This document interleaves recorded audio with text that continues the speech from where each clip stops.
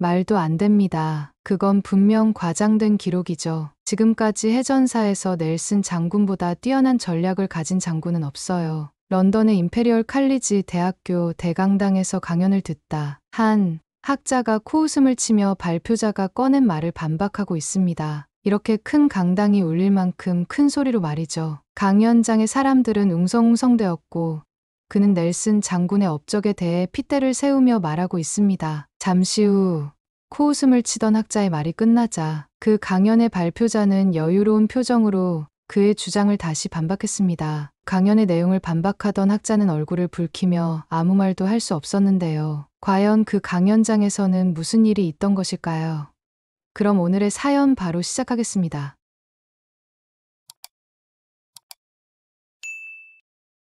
안녕하세요. 저는 대학교에서 역사를 가르치고 있는 윌리엄 페어팩스라고 합니다. 저는 영국 임페리얼 칼리지 대학교에서 세계의 전쟁사와 역사를 전공하고 있습니다. 2024년 저희 대학교의 한 강당에서 열린 세계 해전사의 재조명이라는 세미나에 참가하고 있었는데 한국의 서울대학교 최용석 교수가 동아시아 해전사의 숨겨진 영웅들 이란 주제로 강연을 하고 있었죠. 거기서 나온 말도 안 되는 이야기에 저도 모르게 저는 손을 들고 무례하게도 반문을 던져버렸습니다. 넬슨 제독은 트라팔가 해전에서 프랑스 스페인 연합함대를 괴멸시킨 역사상 가장 위대한 해군 제독이었습니다. 어떤 동양의 장군이 그보다 뛰어날 수 있단 말씀이신가요? 강연을 주도하는 서울대 최용석 교수에게 질문하는 제 목소리에는 비웃음이 섞여 있었죠. 저는 제가 모르는 해전사가 있을 리 없다고 생각했습니다. 최 교수가 언급한 장군의 이름은 수십 년간 전쟁사를 연구해 온 저도 한 번도 들어보지 못한 이름이었어요. 하지만 최 교수는 담담하게 말을 이어갔습니다. 최 교수는 이순신 장군이 고작 12척의 배로 133척의 적선을 물리친 전투에 대해 다시 말을 이어갔습니다. 넬슨의 트라팔가 해전과 비교도 되지 않는 압도적인 전투 과정을 저는 믿을 수 없다는 듯 코웃음을 쳤습니다. 저는 분명 과장된 기록일 것이라고 동양의 역사책들은 그런 경우가 많다고 반박했습니다. 하지만 최 교수가 다음으로 던진 질문은 저를 완전히 당황하게 만들었죠. 한국의 이순신 장군의 전투는 미국 해군사관학교에서 필수 교과 과정으로 가르치고 있다는 걸 아는지 저에게 되물었습니다. 또 영국의 다트머스 해군사관학교에서 이순신의 리더십을 연구하는 이유를 알고 있냐고 재차 저에게 물었죠. 순간 제 얼굴이 확 달아올랐습니다. 500석 규모의 강당을 가득 메운 청중들이 수근거리는 소리가 들렸죠. 최 교수는 저에게 다음 논문의 주제로 이순신 장군을 파헤쳐보는 것이 어떠냐고 제안했습니다. 그는 저희 서구 중심적 역사관이 완전히 뒤집힐 것이라고 장담했죠. 저는 아무 말 없이 자리에 앉아 최 교수의 말을 곱씹었습니다. 살아오면서 한 번도 의심해보지 않았던 제 역사관이 흔들리기 시작했죠. 그날 이후 저는 이순신이라는 인물을 파고들기 시작했습니다. 처음에는 반신반의하는 마음이었죠. 하지만 더 많은 기록과 연구, 자료들을 발견할수록 제 마음속 깊이 박혀있던 편견이 조금씩 허물어지기 시작했습니다. 거짓말처럼 들렸던 12척대 133척의 해전은 실제로 있었던 일이었고 그것은 명량해전이라는 이름으로 세계 해전사에 기록되어 있었어요. 더욱 놀라운 것은 이것이 이순신 장군의 수많은 승전 중 하나에 불과했다는 사실이었습니다. 처음으로 찾아간 곳은 대학교 도서관이었습니다. 이순신 장군에 대한 영문 자료들을 뒤적이며 놀라운 사실들을 발견했습니다. 서양의 군사 전문가들이 쓴 논문들이 예상보다 훨씬 많았거든요. 자료와 연구 논문을 읽으며 저는 제 눈을 의심했습니다. 이순신 장군의 하객진 전술이 넬슨의 유명한 넬슨 터치 전술보다 300년이나 앞섰다는 내용이었어요. 영국 해군군사연구소의 보고서는 더욱 충격적이었습니다. 조선의 판옥선이 당시 유럽의 어떤 배보다도 과학적으로 설계되었다는 분석을 보며 제가 보는 것을 믿을 수 없었습니다. 하지만 가장 큰 충격은 그 다음이었습니다. 전쟁 중에 이순신 장군이 꼼꼼하게 기록한 난중일기를 발견했거든요. 영어로 번역된 책을 구해 읽기 시작하면서 저는 완전히 다른 이순신 장군을 만났습니다. 전장에서 부하들을 잃은 슬픔, 병든 어머니를 걱정하는 마음, 굶주린 백성들을 위해 군량을 나누는 모습, 이건 제가 알던 어떤 전쟁 영웅보다 인간적인 면모를 볼 수 있었어요. 넬슨의 일기에서는 찾아볼 수 없었던 인간적인 고뇌와 따뜻함이 가득했습니다.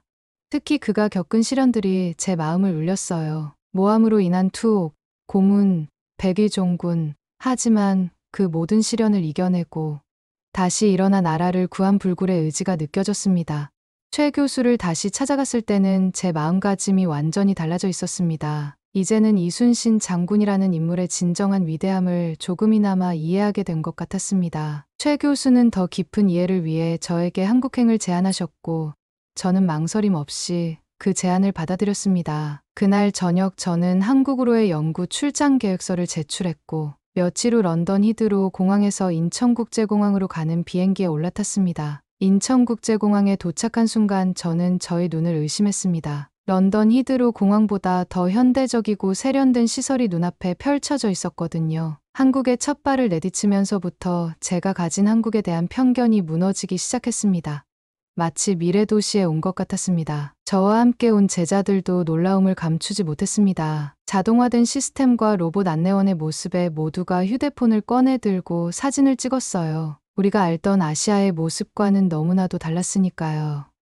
공항에는 최용석 교수님이 마중 나와 계셨습니다. 몰랐지만 최 교수는 30년간 이순신 장군 연구에만 매진해 오신 분이라고 했어요. 그래서 그런지 최 교수는 성품이 인자하고 따뜻했던 것 같습니다. 빠듯한 일정 때문에 잠시의 휴식도 없이 곧바로 명량수도로 향했습니다. 최 교수님의 차를 타고 진도로 향하는 동안 저는 마음속에 품고 있던 의문을 털어놓았어요. 12척으로 133척을 상대했다는 게 아직도 믿기지 않았거든요. 하지만 최 교수는 곧 그 답을 찾게 될 것이라고 말했습니다. 몇 시간을 차를 타고 이동하니 차창 너머로 드넓은 바다가 모습을 드러냈어요. 처음에는 잔잔해 보이는 바다였지만 자세히 보니 수면 아래로 무시무시한 물살이 소용돌이 치고 있었습니다. 이곳이 바로 울돌목이었어요. 시속 12노트가 넘는 조류가 흐르는 울돌목의 파도는 경이로울 만큼 거대했습니다.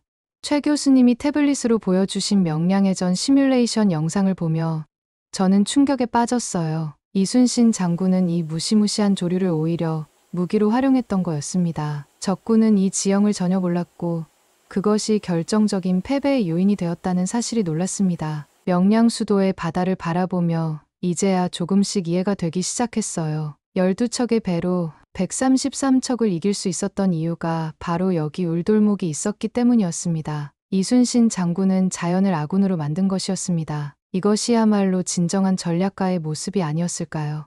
울돌목의 바닷물이 소용돌이 치는 것을 보며 저는 그날의 전투를 더 생생하게 상상할 수 있었어요. 좁은 해협에서 133척의 왜군 함대를 맞이했을 때 이순신 장군의 심정이 어땠을지, 단 12척의 배로 거대한 힘의 차이를 극복해야 했던 그 순간이 가슴 깊이 와닿았습니다. 최 교수님은 정확한 시뮬레이션을 보여주셨어요. 음력 9월 16일 이른 아침에 울돌목은 지금과 같은 강한 조류가 흐르고 있었고 서쪽에서 동쪽으로 흐르는 조류의 속도가 시속 20km 넘었다고 했습니다. 이것이 바로 이순신 장군이 노린 결정적인 순간이었죠. 저는 현장에서 직접 물살의 힘을 체감해보고 싶었어요. 저와 일행은 직접 작은 어선을 빌려 타고 울돌목으로 향했습니다. 나가보니 배가 심하게 흔들렸어요. 이런 곳에서 거대한 전함들이 전투를 벌였다는 것이 믿기지 않았습니다. 하지만 이순신 장군이 위험한 조류를 오히려 무기로 활용했다는 사실이 놀라웠습니다.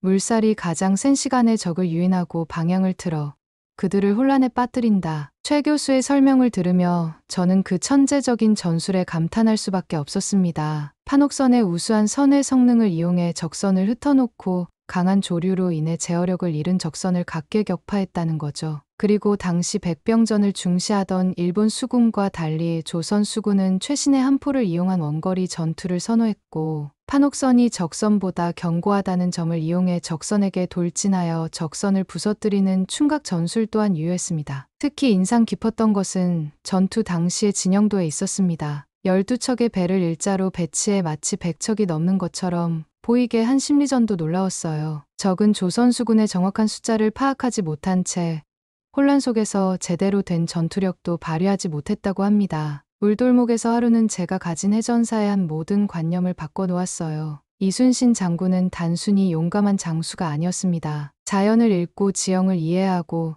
그것을 전술적으로 활용한 뛰어난 과학자이자 전략가였던 것이죠. 이런 깊은 감동을 안고 통영이라는 도시로 향했습니다. 한산도에서 또 다른 이순신 장군의 모습을 만나게 될 거라는 기대감에 가슴이 벅차올랐습니다. 통영으로 향하는 차 안에서 저는 계속 자료들을 검토했어야 했습니다. 이제껏 수많은 해전을 다뤄왔지만 한산도 대처만큼 완벽한 전술을 선보인 해전을 본 적이 없었거든요. 최 교수의 안내로 배에 오르던 순간 아침 안개가 걷히며 한산도가 그 모습을 드러냈습니다. 배에 오르자마자 저는 예상했던 것보다 훨씬 더 큰 충격을 받았습니다. 조선 수군이 일본 함대를 완벽하게 제압했다는 이 장소는 제가 지난 20년간 방문했던 어떤 해전지와도 달랐어요. 트라팔가 해전이 벌어졌던 카디스 앞바다나 미드웨이 해전의 현장과는 비교도 되지 않을 만큼 특별했죠. 자연이 만들어낸 완벽한 요새 같은 지형이 눈앞에 펼쳐졌습니다. 좁은 수로들과 섬들의 배치는 그 자체로 천혜의 전략적 요충지였어요. 이어서 최 교수님이 보여주신 전투 시뮬레이션을 보며 수십 번이나 눈을 비볐지만 이건 분명 단순한 전술이 아닌 완벽한 예술이었다는 생각이 들었습니다.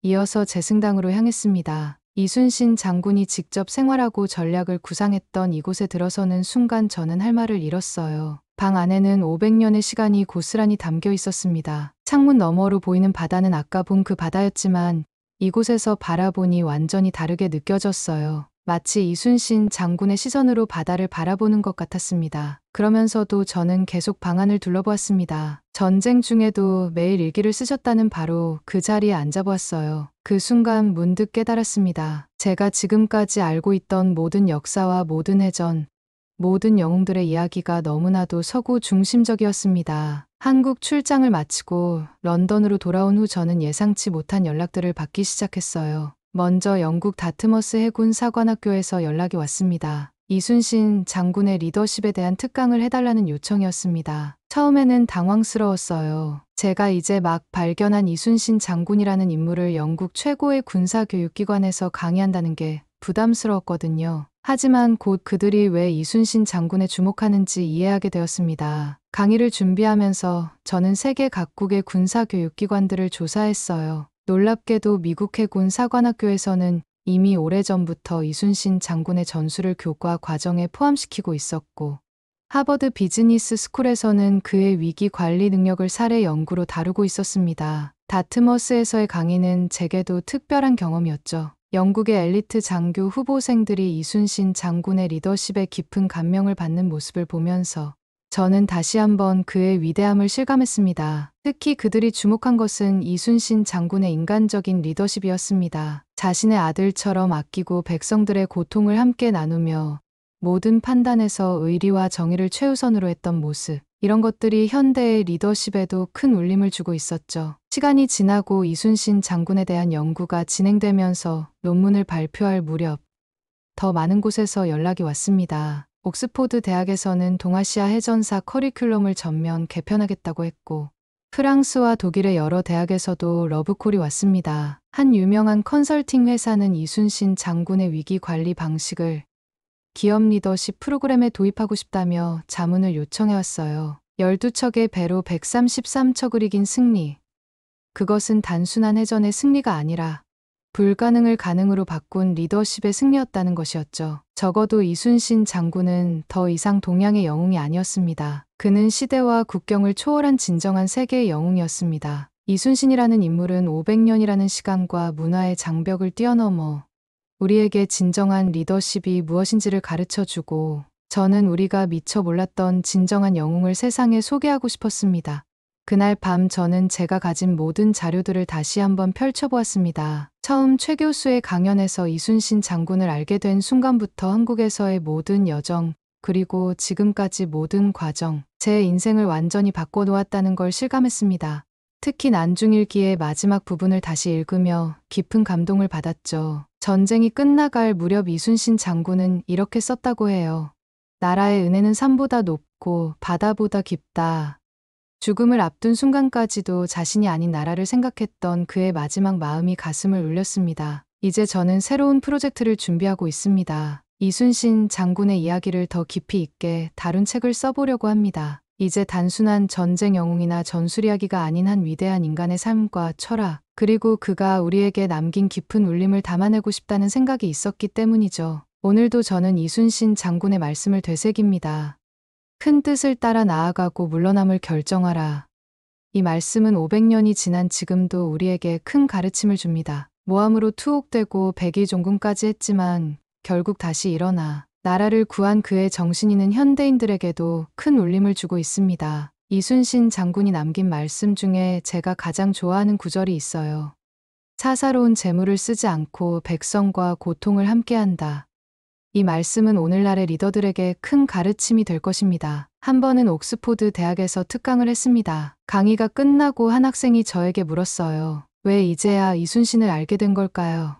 저는 이렇게 답했습니다. 우리가 너무 오랫동안 서구 중심적 역사관에 갇혀 있었기 때문이고, 이제는 달라질 거라고 말했어요. 그리고 사람들은 왜 이순신 장군의 동양의 넬슨이라는 칭호를 붙이지 않느냐고 물었죠. 그때마다 저는 이렇게 답했습니다. 이제 더 이상 우리는 서양의 잣대로 동양의 위인을 평가해서는 안 된다고요. 이순신 장군은 그저 넬슨과 비교되어야 할 인물이 아니라 그 자체로 독립적인 가치를 지닌 세계적 영웅이니까요. 또 얼마 전에는 워싱턴의 한 군사 연구소에서 연락이 왔어요. 현대전에서도 이순신의 전술이 여전히 유효하다는 연구 결과가 나왔다면서 자문을 요청해 왔습니다. 첨단 전함들의 시대에도 그의 지혜는 여전히 빛을 발하고 있었죠. 다음 달이면 또 한국으로 갑니다.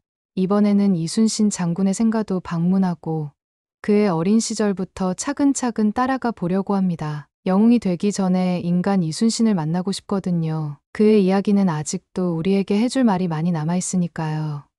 즉, 현대 사회에서 우리가 절실히 필요로 하지만 점점 잃어가고 있는 가치들을 말이죠. 최근 들어 세계 각지에서 이순신 장군에 대한 관심이 폭발적으로 늘어나고 있어요. 지난달에는 프랑스의 군사학교에서 강연을 했고, 다음 주에는 독일의 경영대학원에서 특강이 예정되어 있습니다. 그들이 주목하는 건 단순히 이순신 장군의 전술이나 전략이 아닙니다. 그의 인간적인 면모, 흔들리지 않는 가치관, 그리고 무엇보다 모든 것을 바쳐 나라와 백성을 지킨 그 헌신의 정신입니다. 제가 준비하는 책의 주된 내용은 이순신 장군의 정신이에요. 이번에는 전투나 승리의 이야기가 아닌 한 인간으로서의 이순신 장군.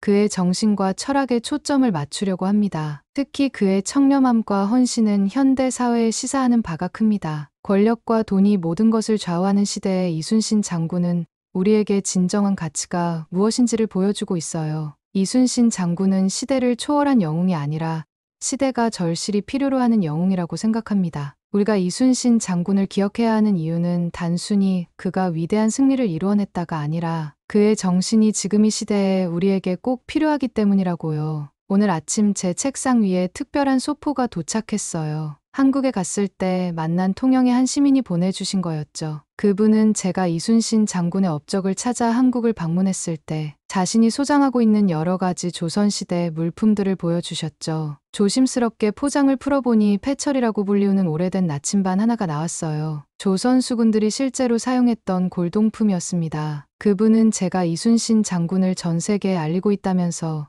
감사의 선물을 보내주신 거였죠. 그분의 편지에는 이런 말씀이 적혀 있었습니다. 이순신 장군님도 이와 같은 나침반으로 방향을 찾으셨습니다. 하지만 장군님의 진정한 나침반은 백성을 향한 마음이었지요. 그 말씀에 깊이 공감했어요. 명량해전에서 그가 마지막 12척의 배를 이끌고 나섰을 때 그의 나침반은 승리가 아닌 백성을 향해 있었다는 걸 이제는 알 수가 있었습니다. 이제 저희 책이 곧 출판이 될 예정입니다. 이 책을 준비하면서 문득 옥스포드 강연장에서 일이 떠올랐어요. 그때 저는 얼마나 편협하고 서구 중심적이었을까요? 이순신 장군을 동양의 넬슨이라 부르는 것조차 이제는 부끄럽게 느껴집니다. 저는 뛰어난 전략가이자 과학자이며 작가이며 정치가였던 이순신 장군의 정신이 관통하고 있는 것은 사람을 향한 마음이었다는 것을 끝으로 책을 마무리했습니다. 이순신 장군은 단순한 승리자가 아니었습니다. 그는 인간의 가치가 무엇인지를 보여준 위대한 스승이었습니다. 인간성을 잃지 않았고 권력의 정점에서 겸손을 잃지 않았으며 죽음의 순간에도 나라와 백성을 먼저 생각했습니다. 오늘날 우리에게 필요한 것은 무엇일까요? 혼란스러운 시대를 헤쳐나갈 올바른 방향 그리고 그 방향을 가리키는 나침반. 이순신 장군은 우리에게 그 나침반을 주었습니다. 그의 나침반은 언제나 진실과 정의 그리고 사람을 향해 있었으니까요.